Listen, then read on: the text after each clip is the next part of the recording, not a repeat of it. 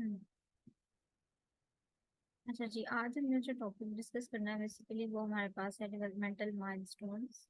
ठीक है, हमने लास्ट टाइम जो है वो ग्रोथ के बारे में जितने भी माइलस्टोन्स थे वो हमने डिस्कस किए थे। ठीक है, ग्रोथ के जितने भी हमारे पास एज वाइज थे वो हमने एक कुछ नोट्स बनाए थे, उसके थ्रू जो है वो हमने कवर किया था।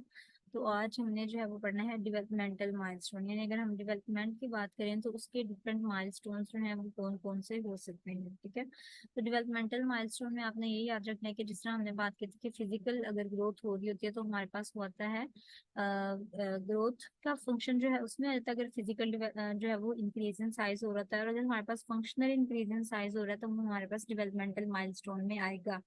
ठीक है, तो डेवलपमेंटल माइलस्टोन के अंदर हमने डिफरेंट एज के थ्रू जो है वो देखना है कि इस बच्चे के अंदर डेवलपमेंटल जो है वो चीजें कौन कौन सी होती हैं। ठीक है, तो हमने सबसे पहले स्टार्ट करना है 1 मंथ से। ठीक है, डेवलपमेंटल माइलस्टोन को हम स्टार्ट करते हैं 1 मंथ से, कि 1 मंथ के अंदर जो है ना वो बच्चे के अंदर कौन कौन सी डेवलपमेंटल चीजें जो हैं वो इवॉल्व होती हैं। ठीक है, तो आपने बेसिकली 4 चीजों को ज्यादा डिस्कस करना है।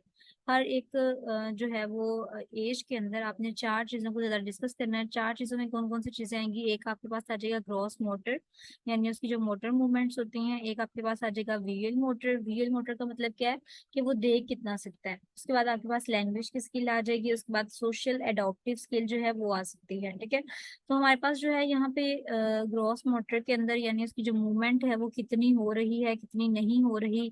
तो ये वाली चीजों में सबसे पहले आता है कि जो 1 माह का बच्चा होता है वो क्या करेगा, अपना हेड जो है वो स्लाइटली रेज करता है, यानी एक तो वो उल्टी साइड पे पहले लेटता है। ठीक है, प्रोन पोजिशन होती है उसकी। तो वो क्या करता है, उसके अंदर इतनी कैपेसिटी आती है, इतना डेवलपमेंटली जो है वो इतना स्ट्रोंग होता है कि वो क्या करता है, अपना हेड जो है वो रेज करेगा। ठीक है, जैसे आप पीछे पिक्चर में देख सकते हैं, यहाँ पे जो बच्चा है ना उसका रेज है हेड। ठीक है, और प्रोन पोजीशन में वो लेटा हुआ है। तो ग्रॉस मोटर जो 1 मंथ वाला बच्चा होता है उसके अंदर ग्रॉस मोटर डेवलपमेंटल माइलस्टोन भी हम कहते हैं कि ये क्या करता है, अपना हेड रेज कर सकता है। ठीक है, और सेकंड चीज जो ये कर सकता है वो क्या है जी, क्रॉलिंग मूवमेंट। ठीक है, ये क्रॉलिंग मूवमेंट जो है वो भी कर सकता है। उसके बाद आपके पास विजुअल मोटर यानी प्रॉब्लम सॉल्विंग स्किल्स अगर हम बात करें हैं, विजुअल मोटर का मतलब ये है कि जो देखने से रिलेटेड है। ठीक है, तो बर्ड्स के ऊपर क्या होता है, उसकी विजुअलिटी जो होती है वो फिक्स होती है। ठीक है, यानी आपको इतना आइडिया नहीं होता कि उसकी जो आईज हैं वो मूव कर रही हैं या नहीं मूव कर रही। ठीक है, लेकिन आहिस्ता आहिस्ता से जो है उसकी विजुअलिटी फिक्स से जो है वो मोबाइल होती जाती है, उसकी आइज प्रॉपर तरीके से जो है वो मूव करना स्टार्ट कर देती हैं। ठीक है, अब ये देखिए हमारे पास सबसे पहले यहाँ पे 1 मंथ लिखा हुआ है। ठीक है, 1 मंथ हैज टाइट ग्रास्प। आपकी ना वोंग्स के अंदर है ये चैप्टर।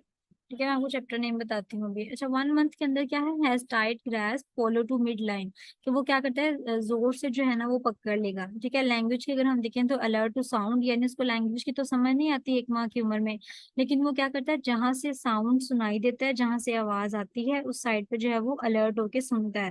ठीक है, सोशल और अडॉप्टिव माइलस्टोन में आता है रिगार्ड्स टू फेस, यानी उसको सिर्फ चेहरे की पहचान होती है कि ये जो है उसके बाबा का फेस है, ये उसकी मामा का है। ठीक है, तो फेस से जो है वो उसकी थोड़ी सी कह लें कि आइडेंटिफाई जो है वो कर लेता है। तो ये सारी चीजें हमारे पास आती हैं 1 मंथ के, जितनी भी डेवलपमेंटल माइलस्टोन है ये हमारे पास आ जाते हैं। ठीक है, उसके बाद अगर हम देखें हमारे पास 2 मंथ्स के आ जाते हैं। ठीक है, इसी तरह से हमने 2 मंथ्स के अंदर भी ये चीजें जो है वो डिस्कस करनी है, यही 4 चीजें हमने डिस्कस करनी है।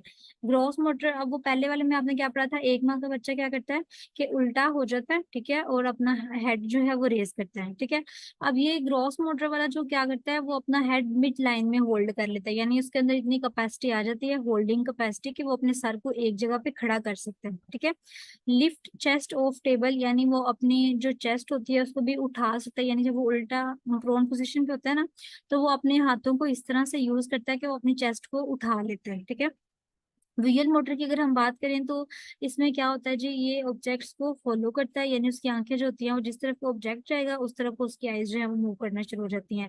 लैंग्वेज में अगर आप बात करें तो लैंग्वेज में आता है कि स्माइल सोशली, यानी अगर कोई उससे बात करेगा तो वो उसको सोशली जो स्माइल पास करेगा। ठीक है, ये उसको पता नहीं कि कौन बात कर रहा है, लेकिन यह है कि जब भी कोई इससे बात करेगा तो वो स्माइल पास करेगा।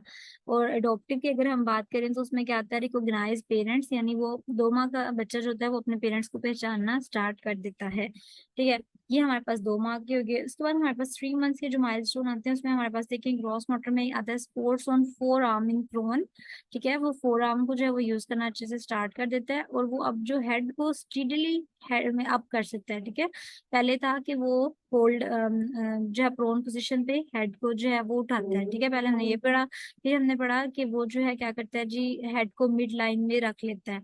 अब हमने पढ़ा है तीसरी माह में, हमने पढ़ा है कि जो वो क्या करता है, हेड को स्टीडली अप, यानी वो अपने सर को भी जो है वो उल्टा होता है तो सर को भी खड़ा कर लेता है, ठीक है। तो इस तरह से करके ग्रॉस मोटर हमारे पास आ जाता है। उसके बाद विजुअल मोटर में ये क्या, वो अपने हैंड्स को ओपन रखता है, follow in circular fashion, respond to visual threat, यानी जब भी वो देखता है कि उसको कोई मसला पेश आता है या उसको कोई चीज इस तरह की थ्रेटनिंग लगती है, तो वो उसको जो है वो कॉन्टिन्यूसली स्टेयरिंग करता रहता है, उसकी तरफ देखता रहता है। लैंग्वेज में वो सिर्फ कू कू की आवाजें निकालता है, ठीक है। मतलब ये एक वोवल साउंड है, लॉन्ग वोवल साउंड होते हैं जो कि म्यूजिकल फैशन में बोले जाते हैं, कू कू, ठीक है। आपको समझ नहीं लगती एग्जैक्ट वो क्या बोल रहा है, लेकिन 3 मंथ्स में वो कुछ ना कुछ स्टार्ट कर देता है बोलना, ठीक है। उसके बाद आपके पास सोशल एडॉप्टिव आ जाता है। सोशल एडॉप्टिव में आपके पास आता है कि वो उस उन लोगों के पास बस जाना स्टार्ट करता है जो उसकी जो उसको अच्छे से फेमिलियर होता है जिनसे वो, ठीक है। यानी उसको पता होता है कि ये मैं तो जानता हूँ, तो वो सिर्फ उन लोगों तक जो है वो जाएगा और बाकियों को जो है वो इतने लिफ्ट नहीं करवाता। वो ये हमारे पास सोशल के जो होते हैं वो माइलस्टोन आ जाते हैं, ठीक है। आपने क्या करना है, अपने जहन में किसी बच्चे को जो है वो रखना है, ठीक है। उसके अकॉर्डिंग आपने इसके माइलस्टोन जो है वो याद करने की कोशिश करनी है। उसके बाद हमारे पास 4 मंथ्स का चाइल्ड जो है वो आ जाता है। 4 मंथ्स में अगर हम देखें तो 4 मंथ्स में ग्रॉस मोटर आ जाता है। उसमें ये कि रोल्स फ्रंट टू बैक, यानी पहले वो फ्रंट पे, पहले हमने सिर्फ प्रोन पोजीशन का पढ़ा था, वो सिर्फ प्रोन पोजीशन पे होता है। अब वो प्रोन पे भी हो सकता है और फ्रंट पे भी हो सकता है, ठीक है। रिस्ट पे जो है वो सपोर्ट लेता है, वेट को जो है वो शिफ्ट करना सीख लेता है। अब इसमें एक माइलस्टोन मिसिंग है, ठीक है। तो जो लास्ट वाला था हमारा सोशली वाला, वो इन्होंने मिस किया हुआ है। Visual motor problem solving skill में लॉफ करता है। लैंग्वेज की अगर हम बात करें तो एंजॉय करता है लुकिंग अराउंड एनवायरनमेंट, ठीक है। अभी मैं लास्ट पे ना आपको एक 4 जो है वो पेजेस दिखाऊंगी, आप ये सारे जो है वो रीड कर लेंगे। उसके बाद हम देखेंगे कि उनमें क्या लिखा हुआ है, ठीक है। तो वो आपको तकरीबन कह लें कि एक तरह की समरी जो है ना वो मिल जाएगी, ठीक है। अगर आपको ये थोड़ा सा हो रहा है, क्योंकि ये माइलस्टोन याद करना इतना ईजी नहीं होते, ठीक है। तो आपको मैं वो पेज दिखाऊंगी, तो आपने क्या करना है, उनको अच्छे से जो है वो उसको देख लेना है एक दफा। 5 मंथ्स में अगर हम बात करें तो इसका बच्चा जो है 5 मंथ्स में क्या करता है, रोल्स बैक टू फ्रंट, ठीक है। अगेन वो रोलिंग करता है, बेड के ऊपर होगा तो वो रोल करेगा, पहले कभी बैक साइड पे कभी फ्रंट साइड पे, ठीक है। अब वो क्या करता है कि बैठना स्टार्ट कर देता है आहिस्ता आहिस्ता, ठीक है। 5 माह का बच्चा क्या करता है, आहिस्ता आहिस्ता बैठना स्टार्ट कर देता है, लेकिन सपोर्ट लेके, यानी किसी चीज की सपोर्ट लेके बैठेगा, वैसे नहीं वो बैठता। उसके बाद ये करता है जी, ऑब्जेक्ट्स को ट्रांसफर करना स्टार्ट करता है, यानी एक हाथ से दूसरे हाथ में चीजों को लेके जाएगा, दूसरे हाथ से पहले हाथ में लेके जाएगा, तो ट्रांसफर करना स्टार्ट कर देता है ऑब्जेक्ट्स को, ठीक है। उसके बाद लैंग्वेज की अगर हम बात करें तो लैंग्वेज में हमारे पास आता है आ गु से, ठीक है। यानी इस तरह के वर्ड्स जो है वो बोलना स्टार्ट कर देता है। और अगर कोई बेल वगैरह या कोई इस तरह की चीज जो है वो रिंग करती है, तो वो उससे बहुत ज्यादा ओरिएंटेशन होती है उसको, ठीक है। यानी वो उसको प्रॉपर तरीके से जो है वो देखता है, उसको सुनता है कि क्या चीज है जिसमें मुझे आवाज आ रही है। 6 माह की अगर हम बात करें तो इसमें अब बच्चा पहले सपोर्ट के साथ सिट कर रहा था, ठीक है, 5 माह में। अब उसने क्या करना है, सिट अनसपोर्टेड, अब वो अनसपोर्टेड सिट करेगा, ठीक है। इसके अलावा वो अपने मुंह के अंदर जो है वो पाँव डालना शुरू करता है, ठीक है। इन सुपाइन पोजीशन, जब वो सीधा लेटता है और क्या करता है, अपने पाँव को अपने मुंह के अंदर ले जाता है, ठीक है। ये 6 माह का बच्चा जो है वो ये सारी चीजें करता है। यूनिलेटरल रीच होती है, यूजेस रैंकिंग ग्रास्प, के वो क्या करता है कि पकड़ने के लिए रैकिंग ग्रास्प है, यानी जो रैक्स बने होते हैं ना अक्सर घरों के अंदर, तो उसको पकड़ के वो क्या करता है, खड़े होने की कोशिश करता है, या उसको जो है वो देखने की कोशिश करता है, उसको पकड़ने की कोशिश करता है। और लैंग्वेजेस में आ जाता है हमारे पास कि वो बैबल्स करता है, यानी बैबलिंग जो है ना साउंड आपने सुनी होगी, बैबल्स में क्या होता है, सिर्फ बा बा की आवाज आती है, ठीक है। तो वो हल्का हल्का बैबल्स करना जो है वो स्टार्ट कर देते हैं। इसके अलावा सोशल में आता है रिकॉग्नाइज स्ट्रेंजर्स, यानी ऐसा ऐसा वो क्या करता है, स्ट्रेंजर्स को भी पहचानना स्टार्ट कर देता है, ठीक है। 7 माह की अगर हम बात करें तो 7 मंथ्स में हमारे पास आ जाती है जो चीज, ग्रास मोटर में आता है क्रीपिंग, ठीक है। एक क्रॉलिंग होती है, एक क्रीपिंग होती है, ठीक है। क्रॉलिंग तो आपने देखा होगा, सबसे पहले बच्चा क्रीपिंग करना स्टार्ट करता है, उसके बाद जो है वो क्रॉलिंग करना स्टार्ट करता है, ठीक है। क्रीपिंग होता है आहिस्ता आहिस्ता से जो है वो मूवमेंट करना स्टार्ट कर देता है। और बेल को जो है वो, जैसे हमने पहले पढ़ा कि बेल की ओरिएंटेशन जो है वो उसको होना स्टार्ट हो जाती है। 8 माह में सबसे इंपॉर्टेंट बात है कि क्रॉलिंग स्टार्ट होती है, आपने याद रखना, ये एमसीक्यू है कि 7 माह में क्रीपिंग स्टार्ट होती है और 8 माह में हमारे पास क्रॉलिंग स्टार्ट होती है, ठीक है। ये इंपॉर्टेंट एमसीक्यू है कि क्रीपिंग कब स्टार्ट होती है और क्रॉलिंग कब स्टार्ट होती है। ग्रास मोटर में तकरीबन वो बैठना भी स्टार्ट कर देता है, क्रॉलिंग भी स्टार्ट कर देता है।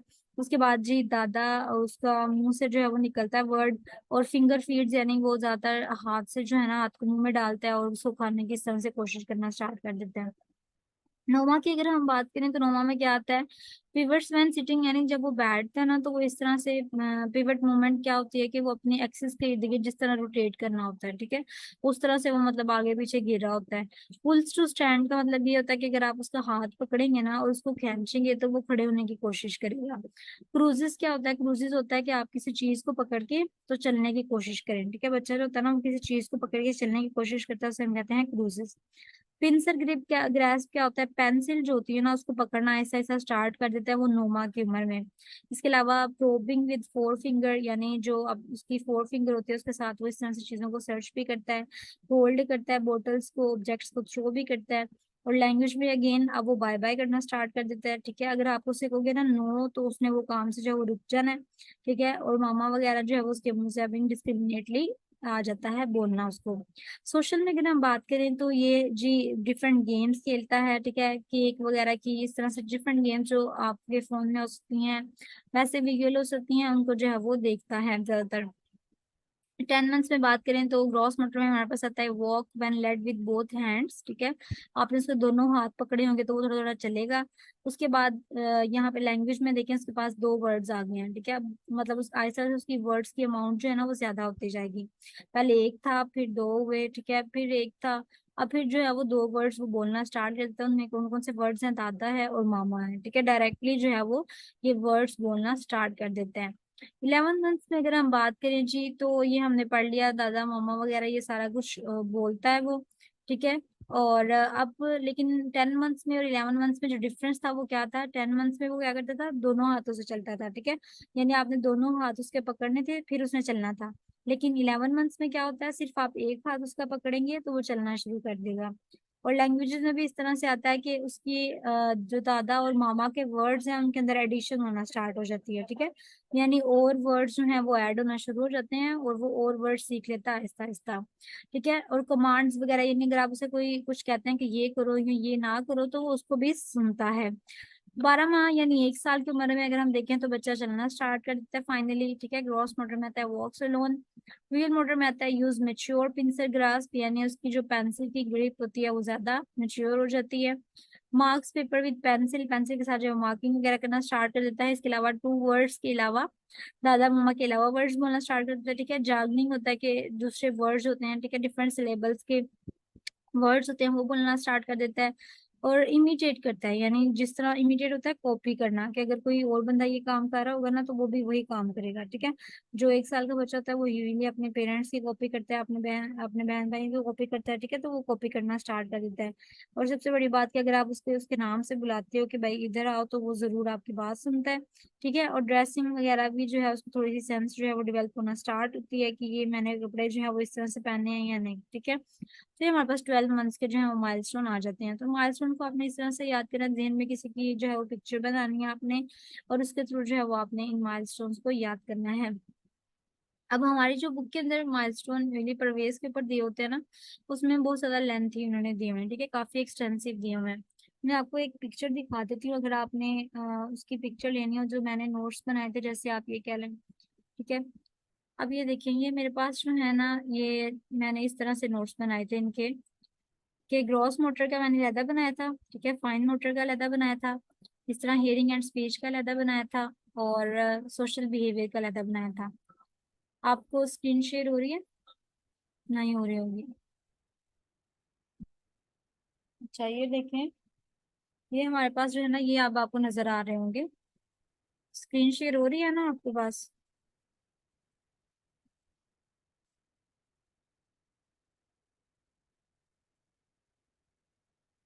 ओके, अच्छा ये देखेंगे, ये आपके पास जो है ना मैं दिखा रही हूँ आपको।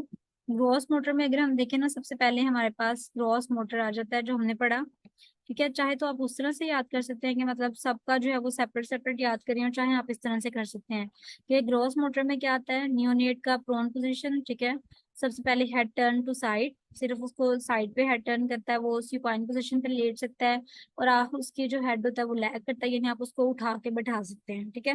3 मंथ्स में आप देखें तो प्रोन पोजीशन पे वो हेड रेज करता है, supine पोजीशन पे उसका हेड मिड साइड पे आ जाता है, पुल टू सिट यानी जब आप उसको खींच के उठाते हैं तो उसका हेड अप ब्लैक करना बंद कर देता है। हेल्ड सिटिंग का मतलब ये है कि वो बैठना स्टार्ट करता है लेकिन उसका बैक कर्व जो होता है ना वो प्रेजेंट होता है, ठीक है। उसके बाद हमारे पास 6 मंथ्स में जो है वो आ जाता है। 6 मंथ्स में क्या है जी, प्रोन पोजिशन, ठीक है। हेड भी रेस कर लेगा, चेस्ट भी रेस कर लेता है। सुपाइन पोजिशन में वो अपनी लेग्स जो है वो उठा के, हमने पढ़ा ना कि वो फीट को अपने मुंह तक लेके आता है, तो वो लेग्स को क्या करता है, फीट तक लेग्स को उठाता है और अपने फीट को टच करना स्टार्ट कर देता है। और 6 मंथ में यहाँ पे हमारे पास था कि सीट जो है वो करता है लेकिन बैक प्रेजेंट होता है, लेकिन यहाँ पे वो प्रॉपर सिटिंग करना स्टार्ट कर देता है विद सपोर्ट के साथ, ठीक है। और रोल ओवर एब्डोमेन का मतलब ये है कि वो बेड के ऊपर रोलिंग स्टार्ट कर देता है। ये ग्रॉस मोटर के है, ठीक है। अब ग्रॉस मोटर के ये हमारे पास 6 मंथ तक ये लिखे हुए हैं, ठीक है। और बाकी जो है ना वो आपके पास यहाँ पे, ये यहाँ पे इस तरह से जो है ना वो पेज है, इसको हम सीधा कर लेते हैं ताकि आपको जो है ना वो एग्जैक्ट नजर आए ये। अब देखिए जो बाकी थे ना वो 6 मंथ्स के बाद वो ये थे कि 9 मंथ में उसने क्या करना है, सिट विदाउट सपोर्ट, क्रॉलिंग करनी है 9 मंथ में, क्रीपिंग करनी है 10 मंथ में, ठीक है। उसके बाद 12 मंथ में उसने क्या करना है, खड़े होना शुरू कर देना है, बिल्कुल सही से चलना शुरू कर देना है। 18 माह में क्या करना है जी, वॉक्स लोन है, वॉक्स अपस्टेयर है, ठीक है, और रन भी करना स्टार्ट कर देता है। तो ये हमारे पास ग्रॉस मोटर के सारे जो है वो कवर हो गए। इस तरह से आप कर सकते हैं। इसके अलावा आप नेक्स्ट फाइन मोटर को ले सकते हैं। फाइन मोटर में भी इस तरह से नियोनेट है, जिसमें क्या होता है, people react to light. 3 months में क्या होता है, वो लाइट को फॉलो करता है, ब्लिंकिंग करता है, होल्ड करता है ऑब्जेक्ट्स को। 6 मंथ्स में क्या होता है, वो दोनों हाथों से होल्ड करता है, ठीक है। और उसके बाद फाइन मोटर की अगर आप नेक्स्ट देखेंगे तो फाइन मोटर में हमारे पास क्या आता है, फाइन मोटर में हमारे पास जी I think so fine motor में हमारे पास कुछ और आना चाहिए था इसके अलावा। फाइन मोटर, ये फाइन मोटर है, ठीक है। ये है, आई थिंक सो ये, हाँ। ये 9 मंथ्स में देखिए, drop the objects, peripheral vision, rolling ball, और 12 माह में पिंसर ग्रिप, टर्न पेजेस। तो ये ना इस तरह से मैंने करके मेंशन किए हुए हैं, मैं आपको ना इसकी पिक्चर्स भेज दूंगी। बताने का मकसद सिर्फ ये है कि आप दोनों तरीकों से जो है वो कर सकते हैं, ठीक है। चाहे तो आप इस तरह से अपने पास नोट्स बना लें कि gross motor, fine motor, hearing and speech and social behaviour, क्योंकि ये टॉपिक जो है ना वो बहुत ज्यादा कॉम्प्लेक्स होता है और इस तरह से इतनी जल्दी याद भी नहीं होता, ठीक है। तो ये मैंने बनाए हुए हैं, चाहते हैं आप कहेंगे तो मैं आपको इनकी एज इट इज जो है वो एग्जैक्ट पिक्चर जहाँ से मैंने ये पेस्ट किया है वहां पे मैं वहां से सेंड कर दूंगी आपको, ठीक है। और चाहे तो जो हमने स्लाइड पढ़ी है आप उससे अपने नोट्स खुद बना सकते हैं, ठीक है। जिस तरह से भी आपको इजी लगता है, कन्वीनियंट लगता है, आप उस तरह से कर सकते हैं, ठीक है। अब हम वापस आते हैं अपने टॉपिक की तरफ। तो उसमें हमने ये डेवलपमेंटल माइलस्टोन को पढ़ा है, ठीक है। डेवलपमेंटल माइलस्टोन के बाद एक टॉपिक है जो कि एज सच हमारे कंटेंट में कह लें इतना शामिल नहीं है, लेकिन उसमें से यूएचएस के अंदर अक्सर एमसीक्यूज आ जाते हैं, ठीक है। उस वो टॉपिक का नाम है नियोनेटल रिफ्लेक्सेस, और ये आपने करना है परवेज में से, ठीक है। ये वॉन्ग्स में से नहीं करना, आपने परवेज में से करना है नियोनेटल रिफ्लेक्सेस। और ये जो है वो अच्छे से आप लोगों ने करना है। नियोनेटल रिफ्लेक्सेस में आपको थोड़ा थोड़ा ओवरव्यू दे देती हूँ। इसमें सबसे पहले तो आपके अंदर ना ये कुछ चीजें उन्होंने मेंशन की हुई है, यहाँ पे एक बॉक्स मेंशन किया है, प्रिमिटिव रिफ्लेक्सेस लिखा हुआ है और नीचे लिखा हुआ है ये रिफ्लेक्सेस के नेम है, ठीक है, और कब ये अपीयर होते हैं और कब ये गायब हो जाते हैं, ठीक है। अब हमें जो यूएचएस में एमसीक्यू आया था वो इस तरह से आया था कि भाई बताएं आपके जो फॉर एग्जांपल कह लें कि हमें मोरो जो है रिफ्लेक्स कब गायब होता है, ठीक है। तो आपको पता होना चाहिए मोरो जो है वो 4 to 6 मंथ्स में गायब होता है। तो ये टेबल मैं इस तरह से आपको कह रही हूँ क्योंकि यहाँ पे ना इजीली मेंशन है, यानी ये सारा आप याद कर लें। बर्थ में पहले 6 हैं, उसके बाद 6 to 8 मंथ्स में, उसके बाद आप डिसअपियरिंग का याद कर लें कि भाई ये 4 से 6 माह है, ये 4 से 6 माह है, ये भी और ये भी। चार जो है वो 4 से 6 माह की उम्र में गायब हो जाते हैं, एक 3 से 4 माह की उम्र में गायब हो जाता है और एक प्रोलोंग रहता है, ठीक है। तो इस तरह से करेंगे, इसमें से जो ना वो एमसीक्यू आ जाते हैं। तो आपने ये टेबल जरूर करना है, ठीक है। मैं इनको इनका हल्का हल्का ओवरव्यू दे देती हूँ। मोरो रिफ्लेक्स में हमारे पास क्या होता है, मोरो रिफ्लेक्स बेसिकली बच्चों के अंदर पाया जाता है। इसमें क्या होता है कि जब आप देखें जिस तरह इसने बच्चे को पकड़ा हुआ है ना, इस तरह से अगर आप इसका हेड जो होगा ना, अगर आप इसको छोड़ेंगे ना, मतलब ये वाले हाथ को थोड़ा सा नीचे लेके जाएंगे, बच्चे को इस तरह से लगेगा जैसे वो गिरने वाला है, ठीक है। जब उसको इस तरह से लगेगा कि वो गिरने वाला है तो वो क्या करेगा कि अपने दोनों हाथों को ऊपर उठा लेगा, ठीक है। यानी पकड़ने के लिए, जैसे कोई चीज पकड़ने की कोशिश कर रहा हो बच्चा, तो उस तरह से जो है ना वो दोनों हाथों को ऊपर उठा लेता है। इसको हम कहते हैं मोरो रिफ्लेक्स। ठीक है, आपको पता चला क्या मैंने बताया कि जब हम उसके हेड को जो है वो ड्रॉप करते हैं ऑलमोस्ट 10 to 15 डिग्री तक, तो वो क्या करता है, अपने हाथों को एक्सटेंड कर लेता है। ठीक है, हाथों को ओपन कर लेता है और आर्म्स को जो है वो एक्सटेंड कर लेता है, इसे हम कहते हैं ये मोरो रिफ्लेक्स होता है। ठीक है, और मोरो रिफ्लेक्स अपीयर कब होता है जी, बर्थ में ये अपीयर होता है और 4 से 6 माह के बाद गायब हो जाता है। 4 से 6 माह के बाद अगर आप बच्चे को इस तरह से करेंगे ना, तो वो इस तरह से जो है वो शो नहीं करेगा। ठीक है, उसके बाद हमारे पास आता है routing and sucking reflex. Routing के नाम से ही देखिए जाहिर हो रहा है कि आप बच्चे के पास कोई भी चीज लेके जाएंगे ना, ठीक है, फिंगर करेंगे तो वो उसको ना सक करने की कोशिश करता है, ठीक है, उसे चूसने की कोशिश करता है। तो ये रूटिंग सकिंग रिफ्लेक्स होता है और ये मोस्टली बच्चों के अंदर बर्थ में जो है वो अपीयर होता है और 3 to 4 मंथ्स की एज में जो है वो ये डिसअपियर हो जाता है। उसके बाद हमारे पास ग्रास्प रिफ्लेक्स है। तो ग्रास्प रिफ्लेक्स देखिए कितना आसान है, उसके नाम से ही जाहिर है कि ग्रास्प रिफ्लेक्स जो है वो, उसमें क्या होता है कि आप बच्चे की जो है वो फिंगर पकड़ते हो तो वो मतलब उसके पास में फिंगर करोगे तो वो उसको फौरन से ग्रैस्प कर लेते हैं। ठीक है, अपनी उंगलियों को जो है वो फौरन से उसके इर्द गिर्द जो है वो लपेट लेगा। तो ग्रैस्प रिफ्लेक्स भी अगेन। उसके बाद प्लांटर रिफ्लेक्स है। प्लांटर रिफ्लेक्स में क्या होता है कि आप बच्चे की यहाँ पे प्रेशर थोड़ा सा डालते हो। ठीक है, जो फुट की मेटाटार्सल्स होते हैं, यानी जो छोटी फिंगर जो फिंगर्स होती हैं उनके अंदर, तो जो टोज होते हैं ना, ये हमारे पास फुट जो होता है ये क्या करता है, फ्लेक्शन शो करता है। ठीक है, आपने क्या करना है, जो मेटाटार्सल्स यानी ये जो छोटी छोटी उंगलियां होती हैं जिनको फिंगर्स को हम कहते हैं ये, तो आपने क्या करना है, इसके ऊपर सिर्फ आपने प्रेशर डालना है। तो उसके नतीजे में क्या रिजल्ट आएगा भाई, कि आपका जो जो फुट होता है ना बेबी का, वो फ्लेक्शन शो करता है। ठीक है, मूवमेंट शो करता है। तो ये भी बर्थ पे प्रेजेंट होता है और 4 to 6 मंथ्स की एज में जो है वो गायब हो जाता है। उसके बाद ग्लैबुलर रिफ्लेक्स होता है। इसमें आप क्या करते हो, यहाँ पे बिल्कुल सेंटर में ना टैप करते हो। ठीक है, तो जब आप यहाँ पे टैप करोगे ना तो बेबी अपनी आईज क्लोज कर लेता है। ठीक है, तो ये एक, इसको हम कहते हैं ग्लैबुलर रिफ्लेक्स। क्या करना है, टैप करना है, बेबी ने अपनी आईज क्लोज कर लेनी है, ये हमारे पास है ग्लैबुलर रिफ्लेक्स। उसके बाद है जी डोल्स आई रिफ्लेक्स। डोल्स आई रिफ्लेक्स में क्या होता है कि बच्चों में ना बड़ा मजे का ये एक फिनोमिना होता है। इसमें क्या होता है कि आप बच्चे को ना, आप उसके सर को उठा के ना, सर को इधर को करेंगे ना राइट साइड पे, तो वो अपनी आंखें भी बिल्कुल राइट साइड में मूव कर लेगा। आप सब बच्चों ने ना एक गुड़िया देखी होगी, वो गुड़िया किस तरह की होती है, उसका ना हम मुंह जिस तरफ करते हैं ना तो उसकी आईज उसी तरफ मूव हो जाती हैं। ठीक है, अक्सर खिलौनों में आती हैं वो। तो डोल्स आई रिफ्लेक्स में भी यही होता है कि जो बच्चा होता है ना उसकी आप, वो छोटा होता है, ठीक है, तो उसमें इतना कह लें कि आईज की मूवमेंट जो होती है ना अभी स्टैब्लिश नहीं हुई होती, तो आप उसका सर की जिस तरफ मूव करते हो ना तो उसी तरफ ही ना उसकी आईज मूव हो जाती है। ठीक है, बहुत मजे का रिफ्लेक्स है, इसे कहते हैं डोल्स आई रिफ्लेक्स। उसके बाद आपके पास टोनिक नेक रिफ्लेक्स आ जाता है। टोनिक नेक रिफ्लेक्स में क्या आता है भाई, आपने बच्चे को इस तरह से सुपाइन पोजीशन पे रखना है। ठीक है, सुपाइन पोजीशन पे रखने के बाद आपने क्या करना है कि उसका हेड जो है वो एक साइड पे कर लेना है। ठीक है, जिस साइड पे आप हेड करेंगे, ये समझने वाली बात है, इसको अपने अच्छे से देखना है। There is extension of the arm and leg on the side to which the head is rotated. ठीक है, यानी जहां पे मैंने आपको कहा उसको आपने सुपाइन पोजीशन पे रखना है, उसका हेड एक तरफ कर दिया। ठीक है, अब आपने जिस साइड पे उसका हेड करना है ना, उस साइड का जो आर्म है और उस साइड की जो लेग है, उनकी एक्सटेंशन हो जाएगी, और जो दूसरी साइड का आर्म है और दूसरी साइड की लेग है उसकी फ्लेक्शन हो जाएगी। ठीक है, अब ये देखिए, जैसे यहाँ पे अगर हमने बच्चे का जो है वो हेड किया है, तो जो इस साइड का आर्म है और इस साइड की लेग है उसकी एक्सटेंशन होगी, जबकि जो दूसरी साइड का आर्म है और दूसरी साइड की लेग है उसकी फ्लेक्शन होगी। ठीक है, इसको हम क्या कहते हैं, टॉनिक नेक रिफ्लेक्स। दोबारा बता रही हूँ, जिस तरफ बच्चे का हेड करना है हमने, ठीक है, आपने बच्चे को सुपाइन पोजीशन पे लटाया, उसका जो है वो आपने हेड को एक साइड पे किया। ठीक है, तो आपने जिस साइड पे हेड को करना है उस साइड की जो है वो आर्म और उस साइड की लेग क्या करेगी, एक्सटेंड करेगी, जबकि जो दूसरी साइड का आर्म है और दूसरी साइड की लेग है वो फ्लेक्शन शो करेगी। ठीक है, जिसे हम कहते हैं टोनिक नेक रिफ्लेक्स।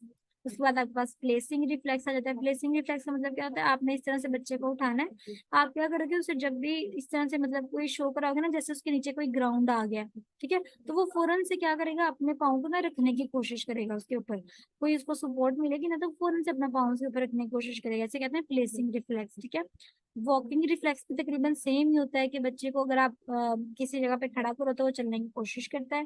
ठीक है, गैलेंट रिफ्लेक्स हमारे पास आता है कि आपने बच्चे को प्रोन पोजीशन पे लटाना है। ठीक है, उल्टा करके लटाना है। ठीक है, उल्टा करके आपने उसको लटा दिया, आपने क्या करना है, उसकी बैक के ऊपर ना एक अपनी फिंगर के साथ ना हल्का सा स्ट्रोक करना है। ठीक है, तो फिर क्या होगा कि पहले आपने एक साइड पे करना है, फिर आपने दूसरी साइड पे करना है। ठीक है। जब आपने इस तरह से करना है ना, तो जो उसकी ट्रंक होगी ना, वो उस साइड पे कह लें कि कर्व हो जाएगी जिस साइड पे आप उसको छेड़ रहे होंगे। ठीक है। हम सिंपल वर्ड्स में बात करें तो आपने इसको उल्टी साइड पे जो है वो लिटा देना है। ठीक है। उल्टी साइड पे लिटाने के बाद आपने क्या करना है, पहले एक साइड पे स्ट्रोक करना है फिंगर के साथ, फिर दूसरी साइड पे जो है ना वो स्ट्रोक करना है। ठीक है।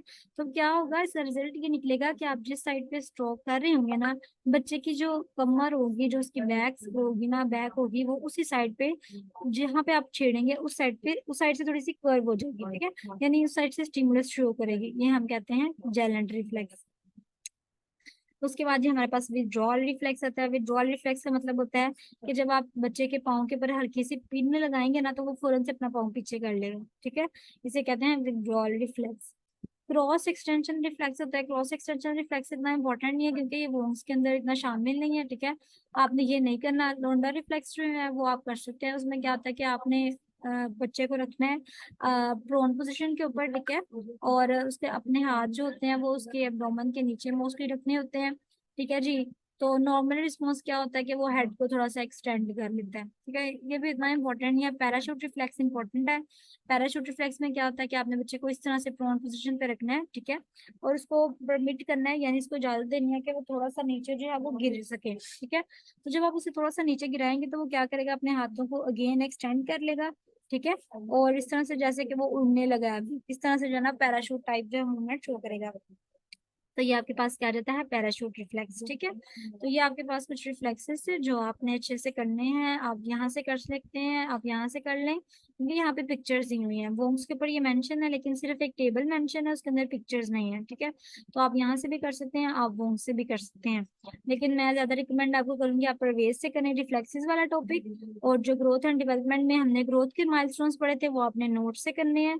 और जो डेवलपमेंट के माइलस्टोन्स हैं वो आप चाहे स्लाइड से कर सकते हैं, या मैं अभी आपको कुछ नोट सेंड करूंगी, आप वहां से भी कर सकते हैं। ठीक है जी। तो ये हमारे पास जो है ये टॉपिक अब खत्म हो जाता है। ये